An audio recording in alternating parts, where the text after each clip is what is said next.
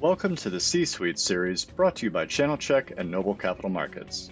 Noble is an SEC-registered FINRA-licensed broker-dealer and the source of the equity research available on Channelchek. Of the 6,000 small and microcap companies listed on the site, today we're featuring ACCO Brands. Joe Gomes, Noble's senior research analyst covering the company, will be interviewing CEO Boris Elisman. Afterwards, he will be joined by Michael Kopinski, Noble's Director of Research, to discuss the key takeaways. As a reminder, Joe's research is available at no cost on Channelchek. Just type in ACCO Brands in the top left Company Data section. And now, here's Joe and Boris. Good morning. With us today is Boris Elisman, President and CEO of ACCO Brands. Good morning, Boris, and thanks for taking the time to sit down with us. Good morning, Joe. Glad to be here. I think people will be surprised to learn ACCO has multiple brands with market-leading positions. Brands such as ACCO, Artline, At a Glance, 5-Star, and Mead that account for over 75% of total revenue. For those in the audience unfamiliar with ACCO, can you briefly describe what the company does in its key markets?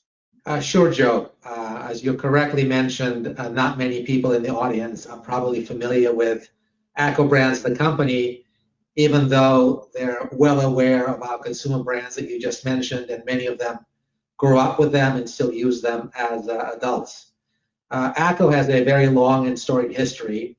The company's roots go back to the early 1900s, and some of our brands, such as Derwent, go back even earlier than that.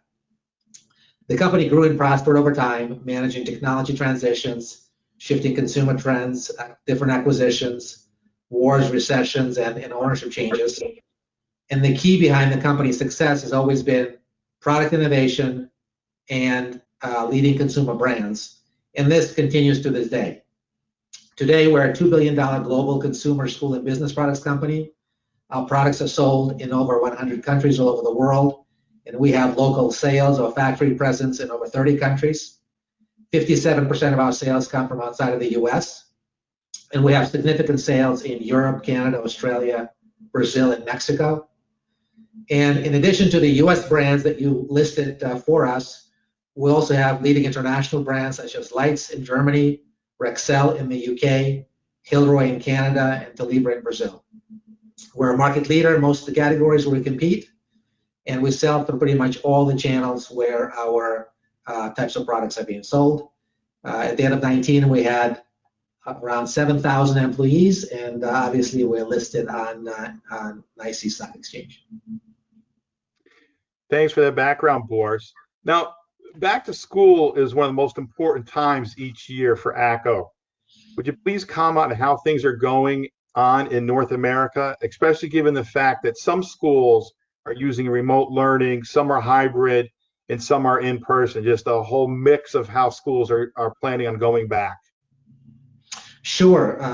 You're absolutely right. BTS is a very important season for us, and is typically a major contributor to our Q2 and Q3 results. And more specifically, May, June, and July, big BTS sell-in or shipment months, with August playing a relatively minor role in replenishments. When we planned this year's BTS, we assumed that given the pandemic and the resulting economic reductions in economic activity, likely BTS sales will be down for the season. And that's kind of how it's playing out. Our overall BTS shipments in Q2 were a little down versus prior year. And then when we issued our Q3 guidance of a reduction in sales of minus 15 to 20%, we assumed that we will not get a lot of replenishment in August. And, as you mentioned, what we've heard in the last couple of weeks is a lot more school districts coming out and saying that they will be starting the year in a virtual or hybrid environment, which means there'll probably be less demand for BTS products at this time. We believe the season will be longer because when kids do go back to school in September, October timeframe, they will need product at that time. But certainly right now, the demand is likely to be subdued. And that was part of our thinking when we issued the -15% to -20% guidance for Q3. Okay. And you mentioned that you sell through a number of different channels. Could you please comment on the shift you're seeing toward e-commerce and mass merchants versus the historic office superstores and independents, especially in North America? Sure. Yeah, they have been big winners during this time. The consumer does not want to make an extra trip to a specialty store given the health situation. They would rather make one trip. So when they go to Walmart or Target to do their everyday shopping, they're also buying other products that during different times were sold through specialty retail. So they're big winners during this time. And obviously e-commerce has been well documented that Amazon and other e-commerce players have seen a tremendous growth in sales during this time because of safety and convenience that the channel provides to the consumer. And we're seeing that in our numbers as well. We're seeing a tremendous growth both in indirect e-commerce, such as with Amazon, as well as with our direct-to-consumer sales.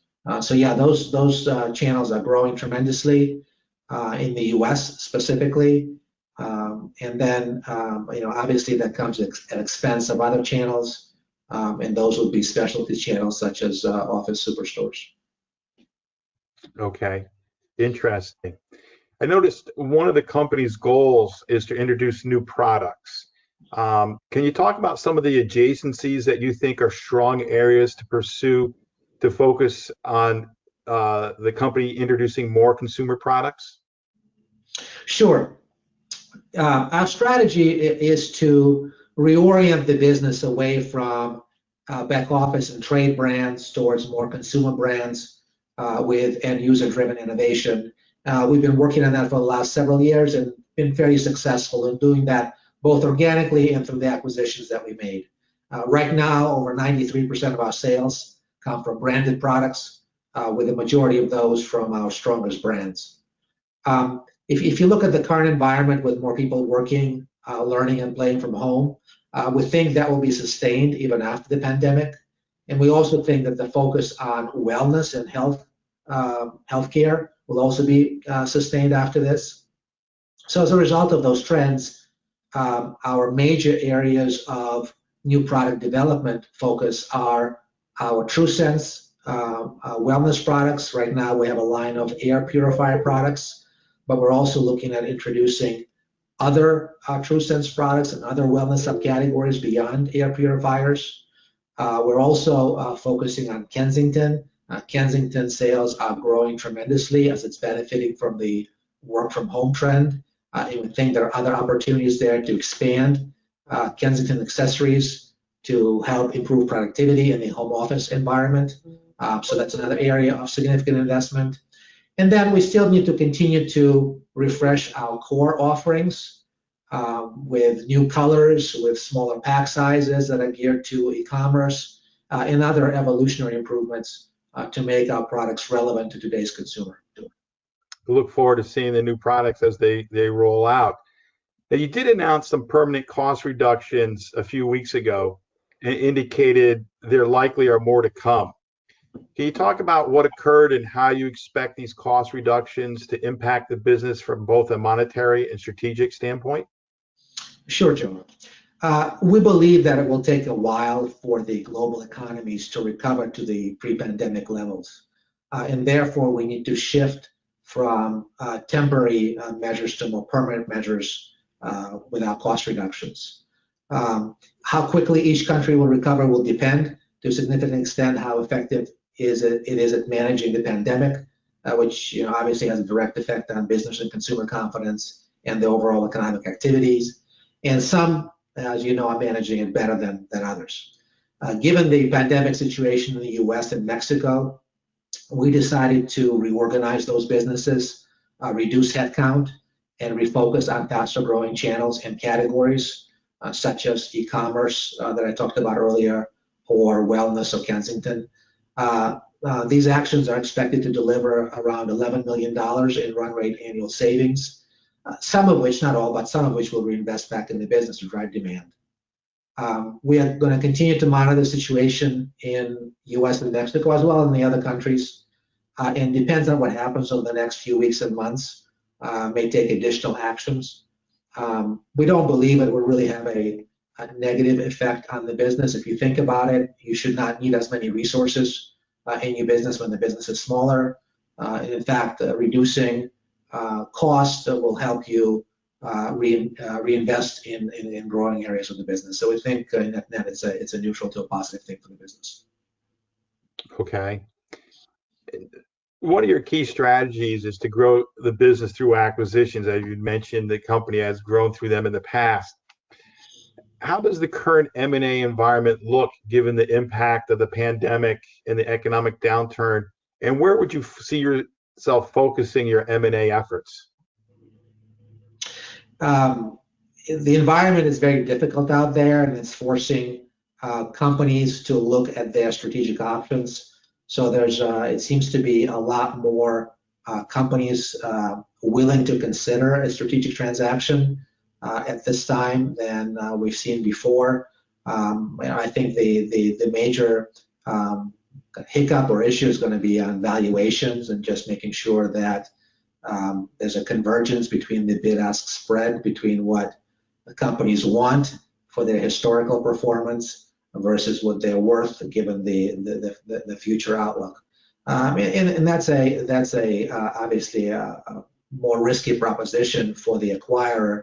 So we need to be just more thoughtful and more prudent about exactly what we need to do. Right now our priority this year is to pay down debt and to fund dividends.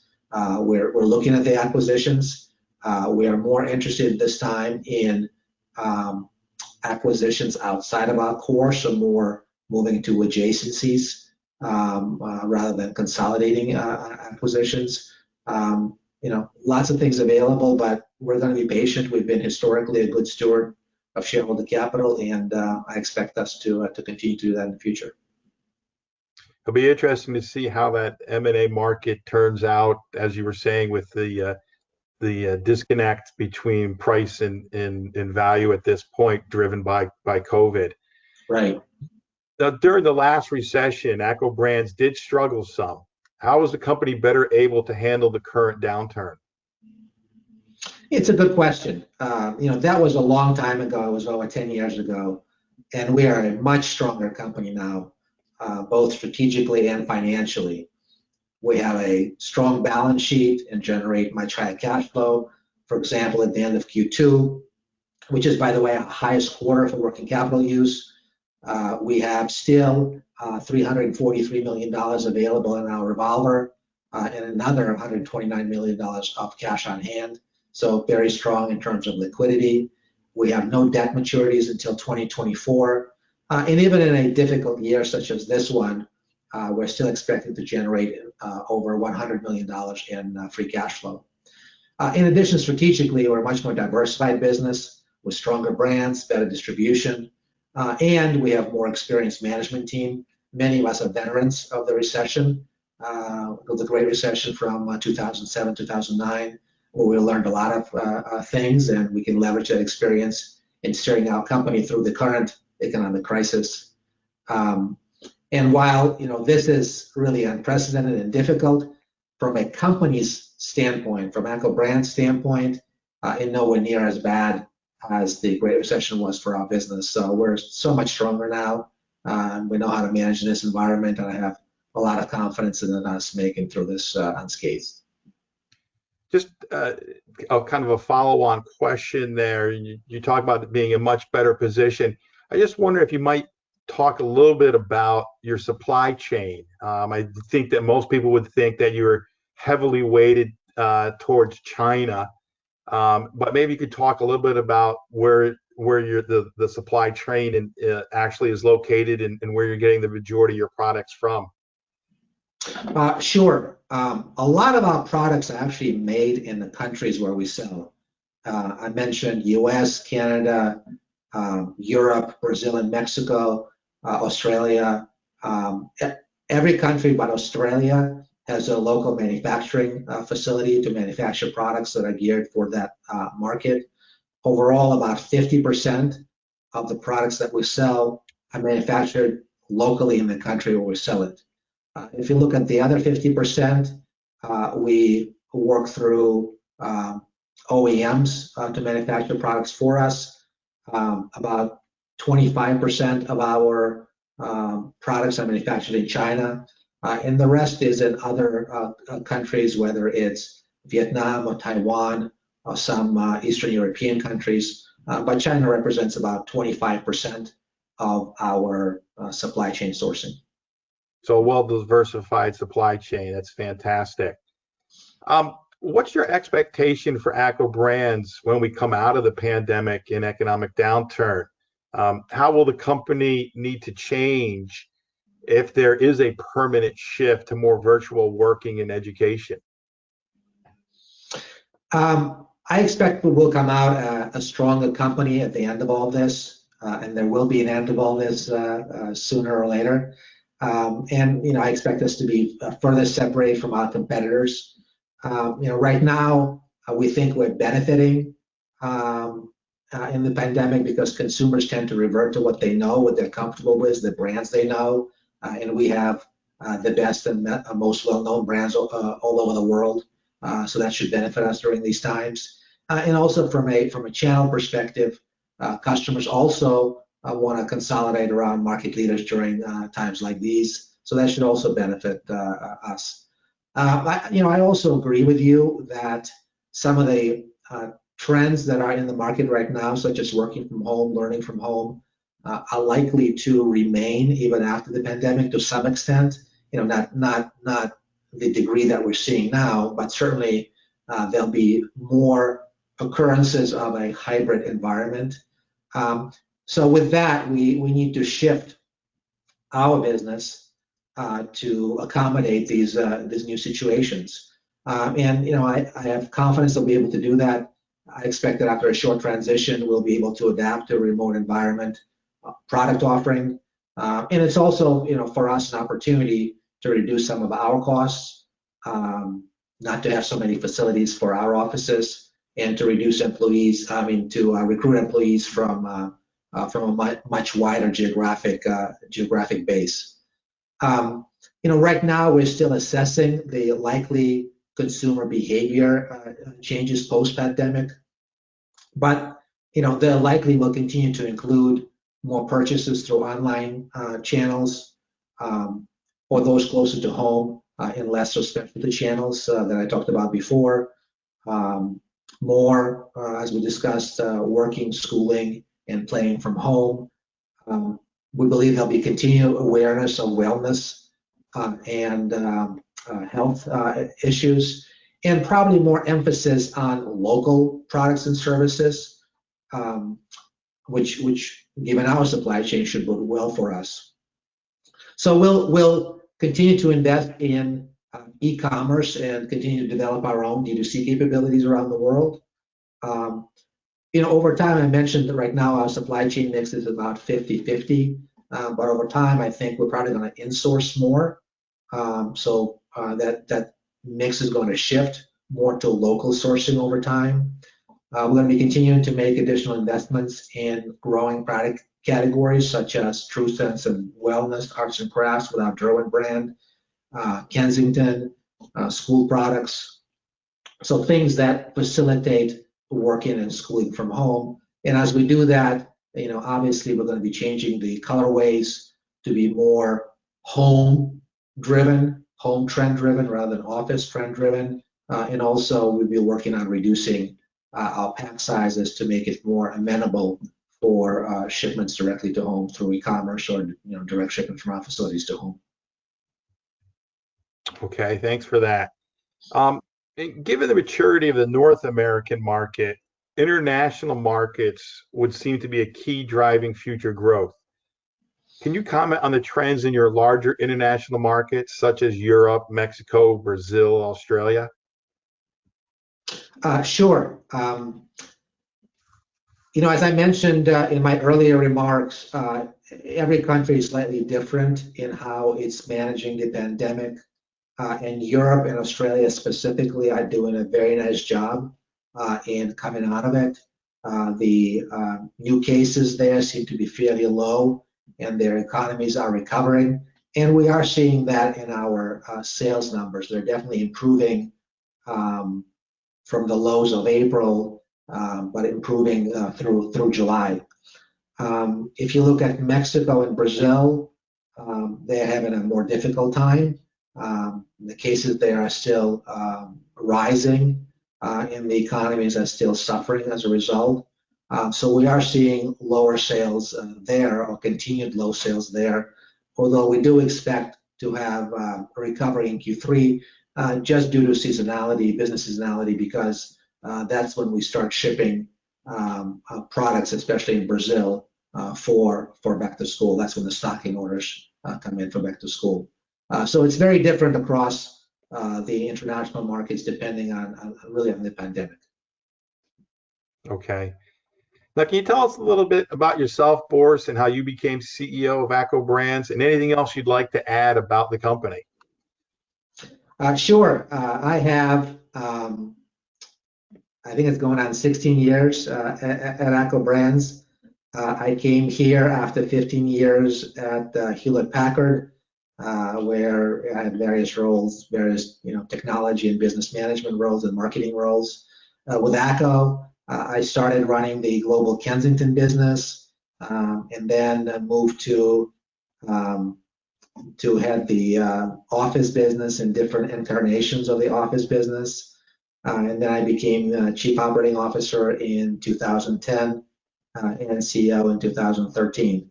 ACCO is a great company. We're in a difficult industry, but we're managing the transition away from office towards consumer, I think, fairly well. We are certainly a leader in our market. We generate a lot of free cash flow, and I expect us to continue to succeed. I have nothing but very, very high expectations for the company, and we'll do whatever we can to deliver to those expectations. Well, I have to agree with Boris. I think you guys have done a great job in managing through some challenging times, not just COVID, but some of the other issues that have preceded the crisis. Well, we've covered a lot of ground today and got significant insight into what ACCO Brands does, its markets, and opportunities. We appreciate you taking the time to do this interview, Boris. Have a great day. Thanks very much, Bill. I appreciate the opportunity. Joe, I love the direct and frank discussion you had with Boris. And as he said, it's a great company in a difficult industry. And I would add, for right now, of course, he mentioned that the company will come out of this COVID environment stronger company. He also indicated that the company is in a much better position than it was in the last recession. And Joe, can you expand upon that and talk a little bit about how the company performed coming out of that recession? Would you expect stronger growth coming out of this one? Definitely seeing much stronger growth coming out of this recession, and much better positioned out of this recession than previously. Since the last time, in the 08, 09, Great Recession, the company has become a much more diverse product line, creating a much larger, accessible, and addressable marketplace. They are much more diverse from a geographic perspective, where it used to be a lot more focused on North America, and now more than 50% of the revenues come from outside the US. They have a much more diverse customer base, much better financially positioned than they were previously, where they were held down by a significant amount of debt levels. This business today, more than 50% of it is a consumables oriented business. So people need to make repeat purchases. Historically, it was more of about 1/3 of revenues came from consumables. So it's a much higher consumable level, much more repeat purchases. And like I said, much more diverse on both product line, geography, and customer base. And Joe, in the interview, you alluded to the fact that ACCO has seen its end markets change significantly over the past couple of years. There's been a huge shift to e-commerce and mass merchants. What does e-commerce and mass merchant sales account in terms of sales total sales at this point. And how do you see the growth in terms of those channels going forward? And the third part of that would be, are margins better with these developing channels? It's somewhat of a difficult question to answer for a number of reasons. One is there's a significant difference in the quality of the information that you receive from, say, here in North America versus the quality of information, sales information in Europe or South America. And also, from Walmart, let's say, they would get here's the revenue number. It's not necessary that Walmart breaks out, this amount was sold through the brick and mortar retail stores, and this was sold, through the e-commerce channel. But if we look at it, we take a step back and look at ACCO. Historically, their key end markets were office superstores, Staples, Office Max, Office Depot, and independent wholesalers. And over time, that has switched where you have mass retailers, the Walmarts, the Targets of the world, e-tailers, the Amazons of the world, their own, business to consumer channel have significantly outgrown over time. I would estimate, just looking at e-commerce, so the e-tailers just in North America, you're probably looking at 15 to 20%, somewhere in that level. But that revenue is growing at 11 to 13% a year. Mass merchant revenue is growing, 3 to 5% a year. Versus if you look at the office superstore market, that's declining at a 5 to 7% a year level. And Joe, you asked questions about acquisitions, which they indicated as a part of their growth strategy. Does this company have the finances to make acquisitions right now? And how do you think the market would perceive acquisitions at this point? So the short answer is yes. At the end of the second quarter, they had 128 million of cash. They had 340 million of availability under their credit facilities. Historically, they've done a great job of acquiring companies, integrating those companies, driving cost savings, while at the same time driving growth at those companies. Right now, the company has about 3.5 times net leverage ratio. The goal is typically in the 2 to 2.5% or 2 to 2.5 times range. But what I would mention is that historically have been a very strong free cash flowing company, and they've used that oftentimes to quickly pay down acquisition related debt. The last couple of years, they instituted a dividend, they instituted a stock buyback, and they were spending roughly $75 million a year on the stock buyback alone. They have since suspended the stock buyback, and we suspect they will be using the money that they normally would be allocating towards that to paying down debt. So we're extremely comfortable with their ability to not only go out and acquire other companies, but to easily finance them. And I think the market would actually look favorably upon them, especially if it was in a adjacent market or a faster growing market than some of their legacy businesses, and definitely in faster growing geographic areas. So in the Asia market, in the Latin America market, maybe in Eastern Europe, and not so much here in North America, which is one of the slower growing markets. Well, Joe, it was a great interview. Thanks for bringing them to us. Appreciate that. Thank you, Michael.